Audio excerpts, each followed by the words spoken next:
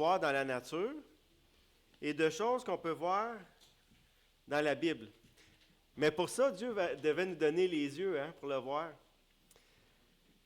C'est un grand cadeau qu'on prend pour acquis souvent, mais on a toute une bénédiction. Aujourd'hui, ce qu'on va regarder,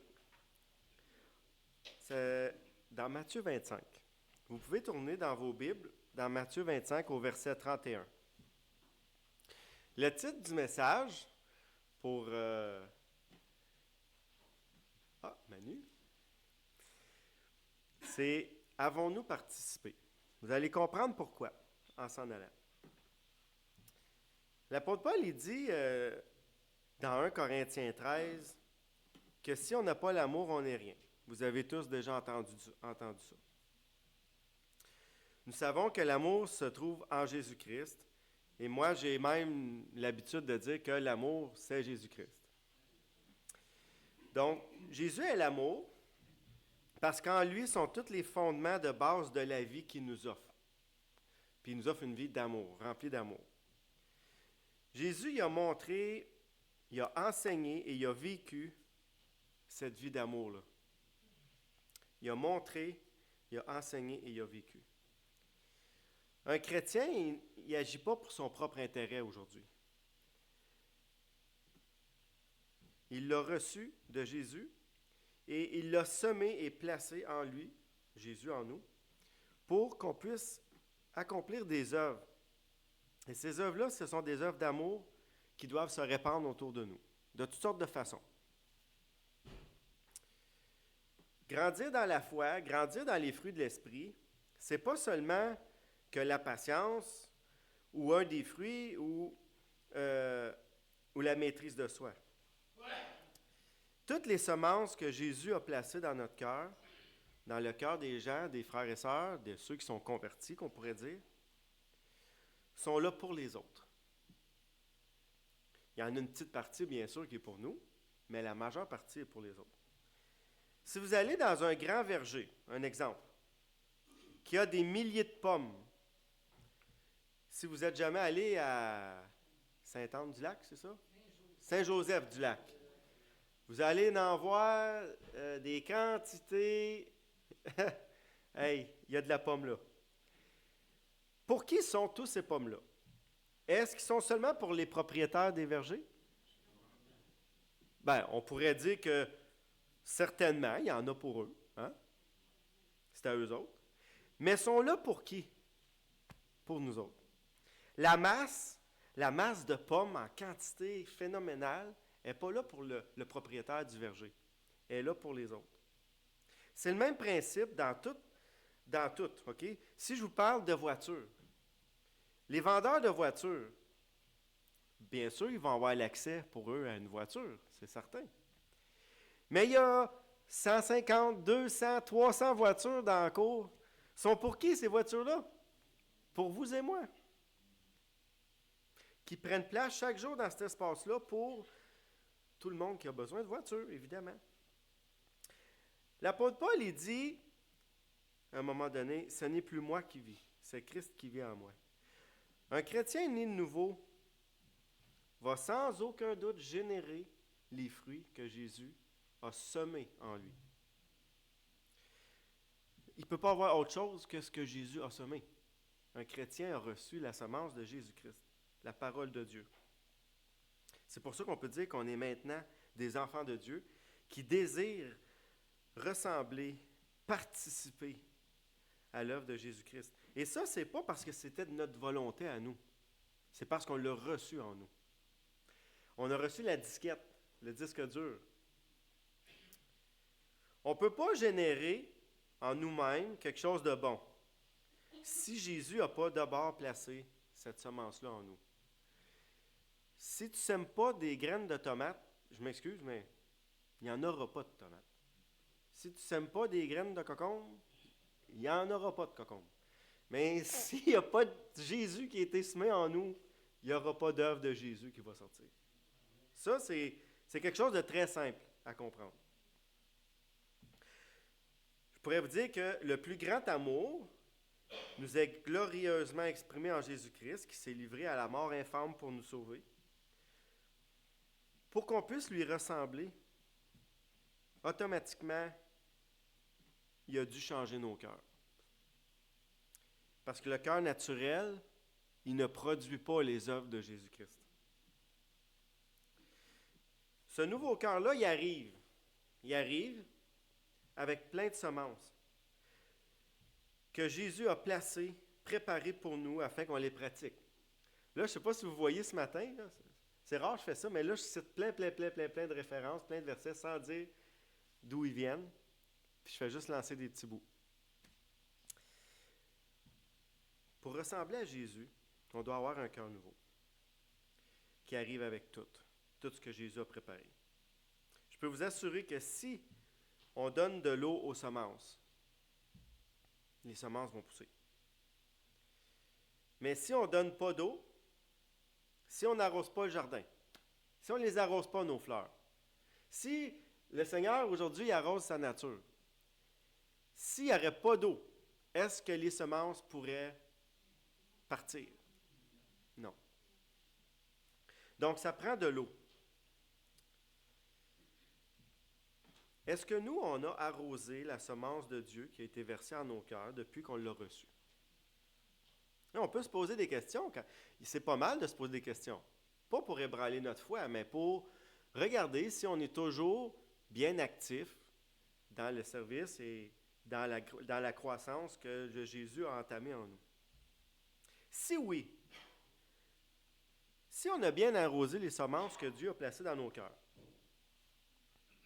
comment on a fait ça pour les arroser? De quelle façon on les a arrosés? En lisant la parole de Dieu. Exactement. Vous avez des bonnes réponses.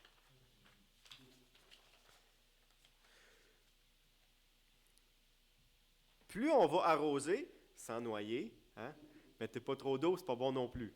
OK? Vous ne pouvez pas que lire la parole de Dieu, puis arrêter de manger, puis arrêter d'aller à la toilette, puis arrêter de vous laver, puis arrêter de travailler. Vous allez vous noyer. C'est pas bon. Tout doit avoir un équilibre. Si on arrose juste, et c'est quoi ça prend? Avez-vous déjà parlé à quelqu'un qui a une serre? Ils vont vous dire, c'est la discipline. Il faut que tu arroses constamment, à chaque jour. Pas trop. C'est la même chose dans la vie chrétienne. C'est comme ça que Jésus va produire des œuvres en nous.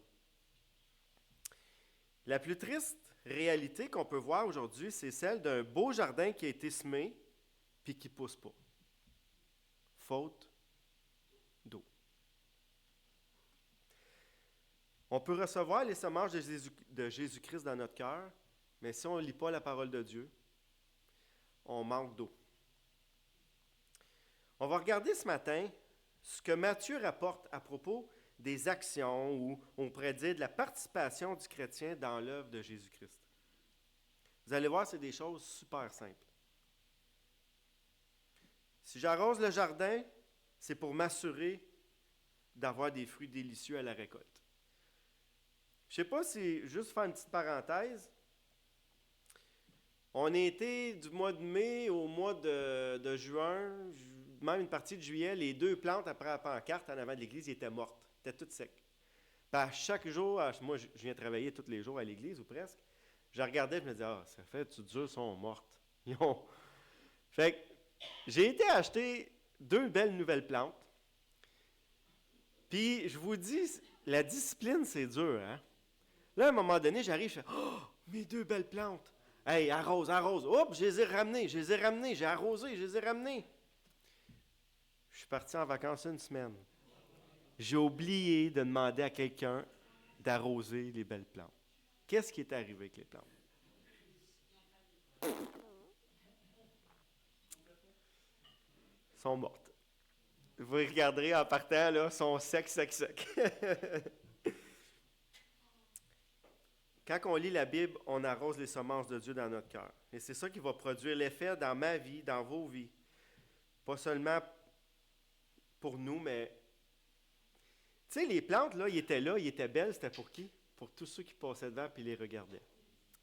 Donc, on est comme des belles plantes de Dieu pour les autres. Lorsque les paroles de Jésus, les paroles que Jésus expose, qu'on va voir tantôt, il nous démontre que instinctivement, les croyants vont faire ces choses-là. Non pour être sauvés, mais parce qu'ils sont sauvés.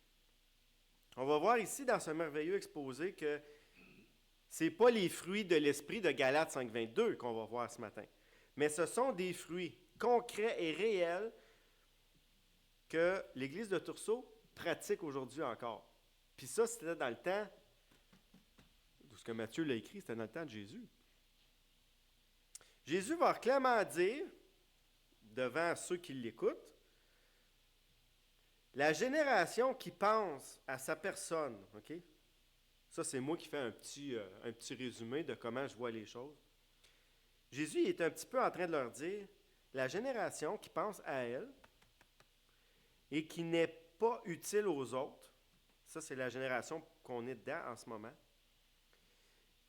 Vous allez voir que Jésus va dire que cette génération-là, elle ne passera pas. Les gens centrés sur eux-mêmes ont pour résultat final un châtiment éternel.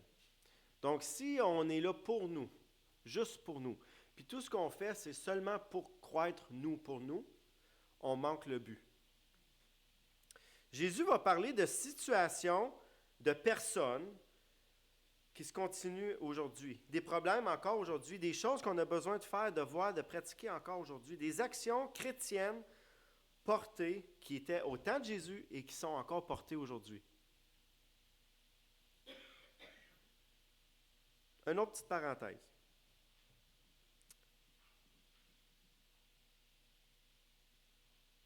On parle d'une production de fruits sincères et joyeuses, OK? Qu'est-ce qu'on vit aujourd'hui? Souvent, pourquoi les gens vont dire,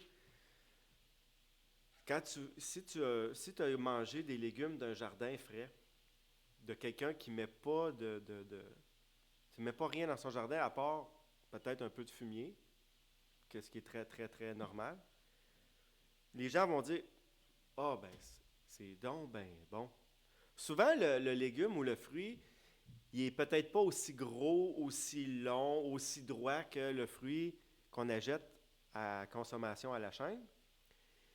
Il est peut-être un petit peu déformé. Il est peut-être un petit peu mais le goût, il n'est pas pareil. Pourquoi? Parce qu'il n'a pas été boosté. On vit dans une société que tout doit aller super vite, tout doit pousser vite, être gros, être drette, être parfait, être beau, parce que si le concombre au métro, il n'est pas beau, il reste dans la tablette. Fait qu'est-ce qu'ils font maintenant? Quand ils cultivent les concombres, ceux qui sont croches, ceux qui ne sont pas à la bonne longueur, ils s'en allent tout à la poubelle. Ils sont bons, mais parce qu'ils ne sont pas beaux à la vue, ils sont jetés. Si on est forcé, nous, en tant que chrétiens, okay, si vous vous sentez boosté par moi le dimanche ou par quoi que ce soit, sans être d'abord convaincu que on ou je ou vous le faites pour Jésus et par Jésus, la bataille intérieure, elle va être très difficile. Il ne faut pas faire les choses poussées par quelqu'un ou pour quelqu'un d'autre que Jésus. Si on est poussé, il faut être poussé par Jésus. Puis si on le fait, il faut le faire pour Jésus. En dehors de ça, je vous le dis, vous allez vivre des batailles spirituelles vraiment épouvantables. Jésus ne force personne. Il expose simplement la différence, vous allez voir dans le texte, entre les boucs et les brebis. Il va prendre cette image-là. Il va exposer la finalité des deux. Simplement, une dans le royaume de Dieu pour l'éternité, puis une dans le feu éternel. Puis, je le répète, c'est pas le service. Vous allez voir les choses qu'on va voir. Là, je m'arrête pour le dire parce que si on ne le dit pas, des fois, les gens peuvent penser qu'on a dit des choses qu'il faut qu'ils soient faites pour être sauvés. Les choses qu'on va regarder ici, c'est pas pour être sauvés, c'est parce qu'on est sauvés. On voit que ceux qui sont sauvés, donc les chrétiens, les enfants de Dieu, ils héritent de la vie éternelle et ils font ce que vous allez voir dans le texte aujourd'hui. Et les autres qui ne sont pas sauvés ils ont le même chapitre que nous autres. Vous allez voir, c'est drôle, Jésus dit les deux fois la même chose, un pour nous puis un pour l'autre. La même chose. C'est vraiment, Jésus est vraiment spécial. Il nous donne un cœur de serviteur Les croyants sauvés par grâce donnent avec joie, aident avec joie, supportent avec joie, patientent avec joie, accueillent avec joie, visitent avec joie, servent avec joie sans regarder l'implication. Là, je vous ai dit ça en une petite phrase, là, ce qu'on va voir dans la parole de Dieu. Ce que je vous dis là, on va le lire concrètement. Verset 31. Lorsque le Fils de l'homme viendra dans sa gloire avec tous les anges, il s'assiera sur le trône de sa gloire. Toutes les nations seront assemblées devant lui. Il séparera les uns d'avec les autres. Ah, là, ici, il commence doucement. Il montre qu'il va y avoir deux types de personnes. Comme le berger sépare, là, il va être un petit peu plus précis, les brebis d'avec les boucs. Il mettra les brebis à sa droite. Mais là, c'est pour ça que je fais ça, parce que vous autres, je sais que votre droite est là. Et moi, c'est l'inverse, mais bon, c'est bon, pas grave. Et les boucs à sa gauche. Nous voyons premièrement ici que Jésus va faire un triage. Je ne sais pas si vous voyez comme moi, dans les 3 versets qu'on a regardés ensemble. Il va séparer les boucs et les brebis. Il va séparer les sauvés d'un côté et les perdus de l'autre. Au verset 34. Alors le roi dira, c'est qui le roi? C'est Jésus. À ceux qui seront à sa droite, venez vous qui êtes bénis de mon Père, prenez possession du royaume qui vous a été préparé dès la fondation du monde.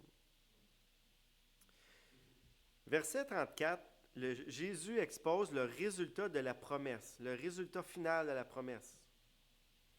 Il donnera aux enfants de Dieu la place qui est préparée pour eux dès la fondation du monde. Puis c'est ici, au verset 35 à 40, qu'on va voir vraiment des choses concrètes, très simples. Et vous allez voir, je vais vous en parler tantôt, on va lire. Jésus, il dit, au verset 35, « Car j'ai eu faim et vous m'avez donné à manger. » Imaginez-vous, là, Jésus il est assis avec ses disciples. Là.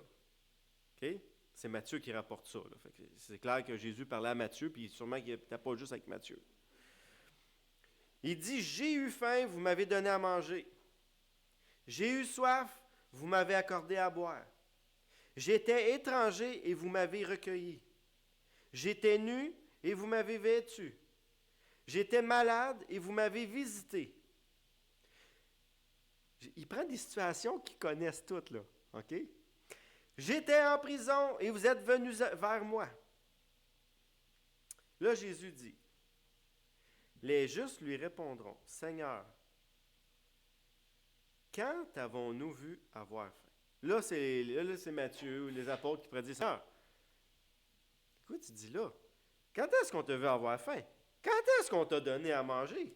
Ou avoir soif puis qu'on t'a donné à boire?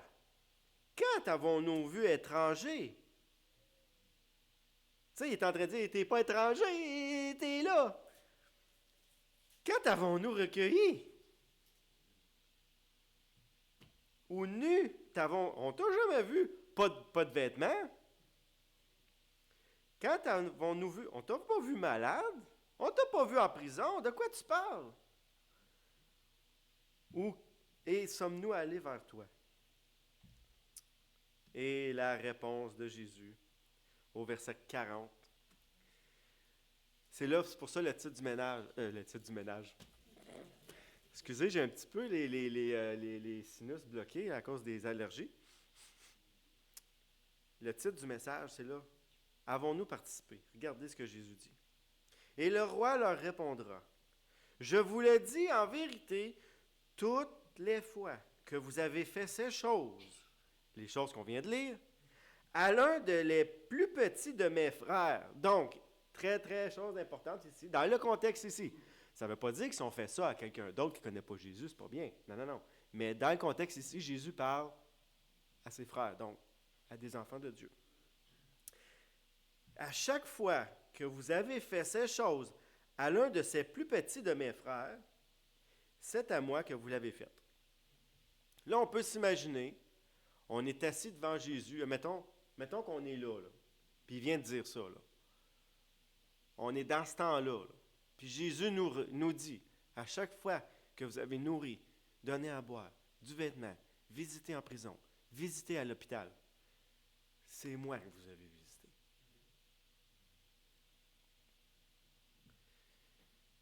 C'est à moi que vous l'avez fait.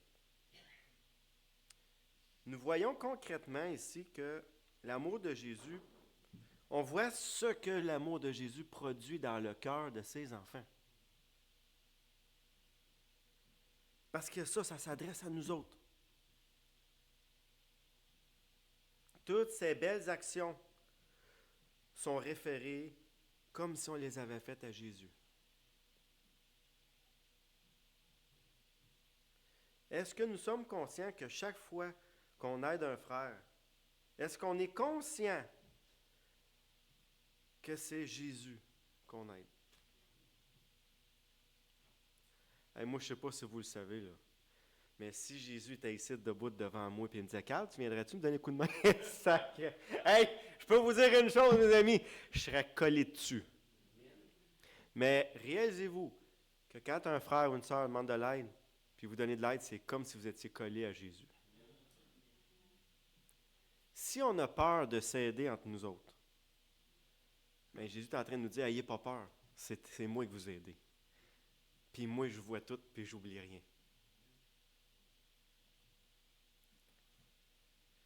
Ensuite, le verset 41. Tu veux pas être à gauche, hein?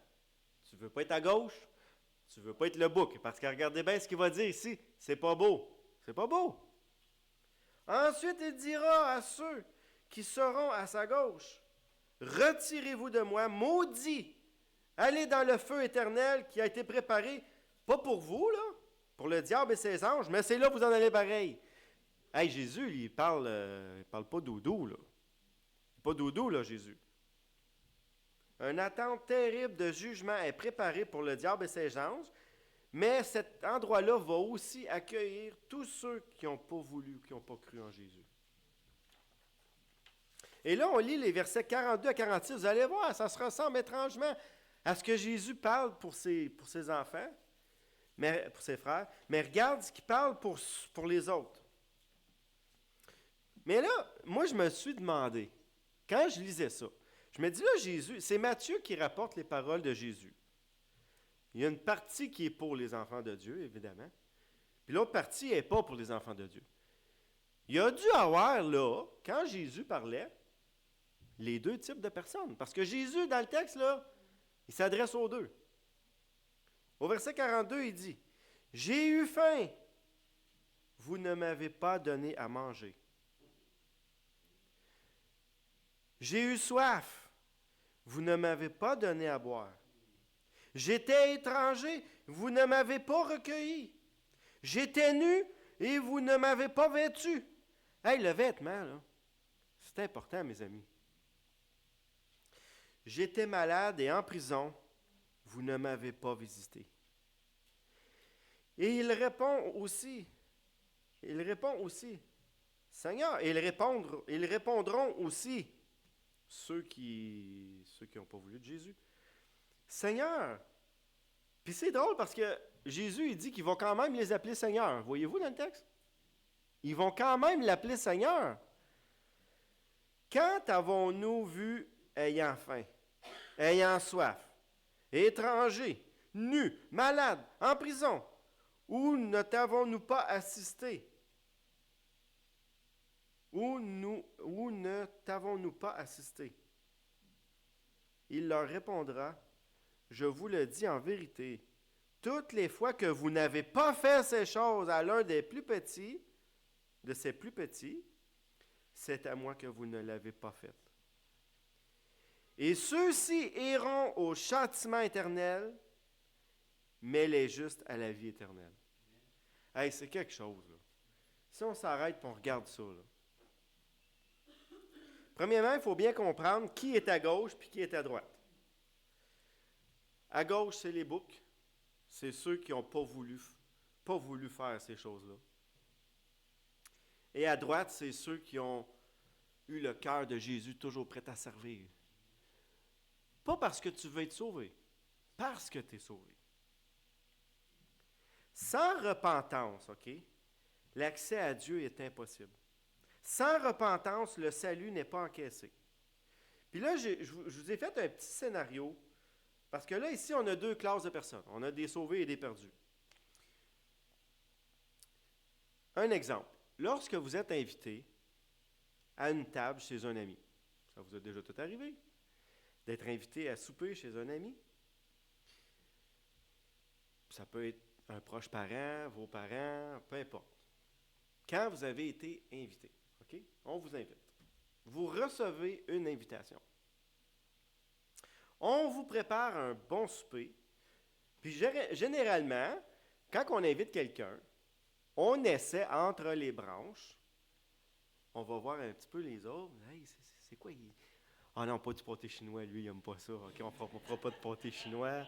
OK, on essaye de savoir, sans le demander, parce qu'on ne veut pas que les personnes se sentent offusquées, là. Parce que, tu sais, si vous êtes comme moi, là, même s'ils vous présentent, à part de la viande bleue, là, je ne serais pas capable, là. Mais c'est bien cuit, c'est correct. Je vais me forcer. Je ne dirai pas rien. Mais on essaye d'aller chercher ce que la personne aime, puis on veut y offrir ce qu'elle aime. Donc, vous regardez, vous arrivez à la table, vous regardez le bon repas préparé devant vous, qui a été soigneusement préparé pour vous. Puis là, dans un instant, vous êtes assis là, puis là, vous rentrez en vous-même, vous regardez l'assiette qui est préparée pour vous, vous la trouvez extraordinaire, c'est tellement beau, puis ça a tellement de l'air bon que là, tout d'un coup, vous commencez à vous sentir mal. Parce que là, vous rentrez dans votre tiroir, dans vos mémoires, puis là, tout d'un coup, c'est drôle, il y a quelque chose qui vous revient à l'idée. Vous voyez, vous savez que votre ami vous aime beaucoup, qu'il vous donne le mieux qu'il peut pour vous. Puis en un court moment, vous vous sentez tellement mal parce que vous vous rappelez le moment où dans son dos, vous l'avez méprisé. Ou ce que vous l'avez même calomnié son intégrité. Là, vous vous rappelez d'avoir mal parlé de lui, puis tout le bon goût, le bon repas de l'assiette qui est devant vous, là, il disparaît. Vous ne voyez plus rien. Là, vous êtes en grande bataille. Eh, mais je ne mérite pas ça. Qu'est-ce que je fais ici, moi? La semaine passée, j'ai parlé dans son dos, j'ai pas été fin avec. Puis lui, là, il m'offre un souper gastronomique. Ce qui arrive, vous entrez en vous-même et vous vous dites, si je mange, je suis un hypocrite. Puis si je mange pas, je reçois pas le repas préparé pour moi. Hey, t'es pris en tabarouette. Là, t'es vraiment mal pris. Tu veux le bon repas, mais tu veux pas faire l'hypocrite. Puis t'as mal fait. Tu le sais que t'as mal fait. La chair. Première solution. Vous vous levez et vous dites, merci, je dois partir, il faut que je m'en aille. Tu te sens tellement mal, tu te sauves. Tu dis bye à ton ami, tu t'en vas, tu ne reçois pas le cadeau, l'orgueil t'a empêché de recevoir le bon repas. Mais il y a la deuxième solution. Vous vous levez, mais pas pour vous en aller. Vous allez droit devant votre ami, vous le regardez droit dans les yeux, et vous faites la chose la plus dure à faire, humainement. Vous vous repentez. Vous lui avouez avoir mal parlé de lui ou d'elle. Vous lui témoignez votre chagrin devant ce beau repas qu'il vous a préparé et vous lui dites, je ne le mérite pas, ce repas-là. Vous lui demandez pardon. Puis, savez-vous que c'est quoi la grâce de Dieu? L'amour qui surpasse toute intelligence. Ça vient s'installer dans ton cœur parce que ton ami te regarde et dit, arrête là, tu sais bien, je t'ai déjà pardonné, c'est pas grave, je t'aime pareil. Là, la balloune, elle dégonfle. Là, la balloune, elle dégonfle. T'es déjà pardonné, je t'aime, c'est correct, viens t'asseoir, viens manger, arrête de parler. Puis là, tout d'un coup, l'appétit te revient. Puis là, tu manges. Tu reçois les bienfaits de la grâce de Dieu. Vous êtes témoin à ce moment-là d'un miracle dans votre cœur. dans votre vie. Les boucs sont les gens assis à gauche de Dieu. Ce sont ceux qui ont choisi de ne pas se repentir, de se lever puis s'en aller. Ils savent, mais ils ont préféré populer sur leur orgueil pour un temps, mais leur ruine va être grande. Ceux qui se sont repentis et qui ont exprimé le pardon, expérimenté le pardon de Dieu, qui ont placé leur foi en l'œuvre de Jésus-Christ, ont reçu la grâce de Dieu et toutes ses promesses.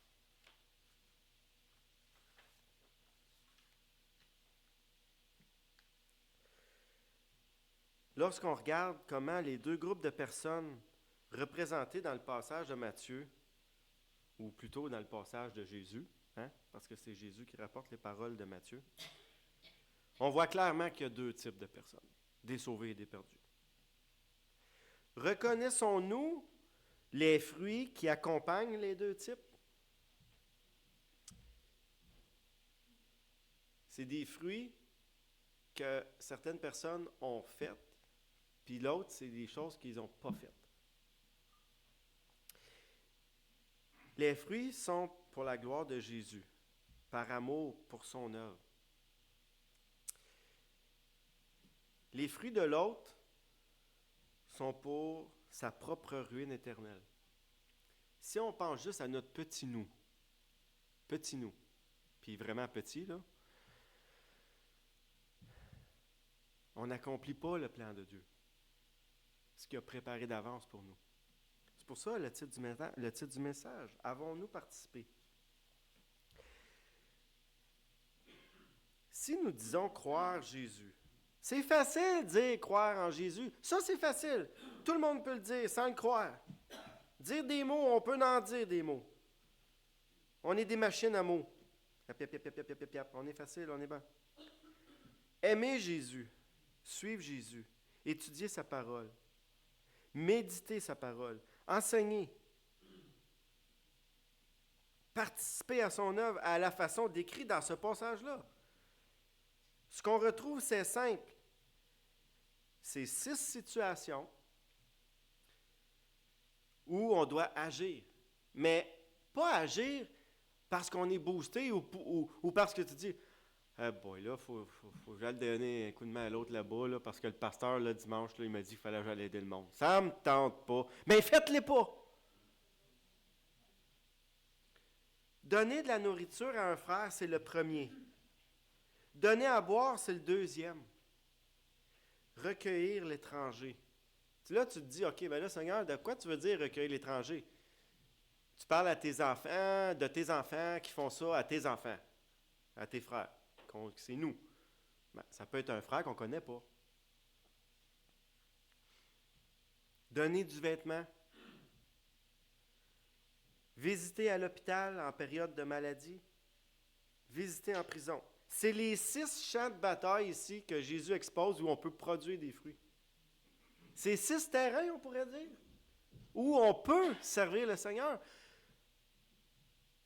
Est-ce que quelqu'un n'est pas capable de faire une de ces 6 choses-là? Est-ce qu'il faut être bon prédicateur? Est-ce qu'il faut être bon dans la louange? Est-ce qu'il faut être bon dans le ménage? À quoi il faut être bon pour donner de la nourriture à quelqu'un, donner à boire, accueillir, vêtir, visiter, soit à l'hôpital ou à la prison? 6 champs missionnaires où on peut porter des fruits. Qui n'est pas capable de faire ça, à condition que la santé ne le permette pas, bien sûr, ou pas de voiture. Ici, là, Jésus, il n'est pas en train d'établir les choses qu'on est obligé de faire. Non, c'est pas ça que Jésus fait, là. Ça, c'est la liste des choses qu'on fait naturellement. Un peut faire juste... Tu sais, je pourrais tout vous nommer, là, puis je sais que je vous connais juste assez. Je sais qu'il y a des gens ici qui ont fait toutes ces choses-là, et même plus.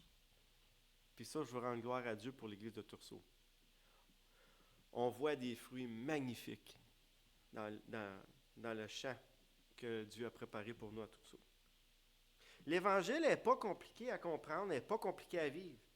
Je rends grâce à Dieu parce que c'est ça que je vois ici à Tursault.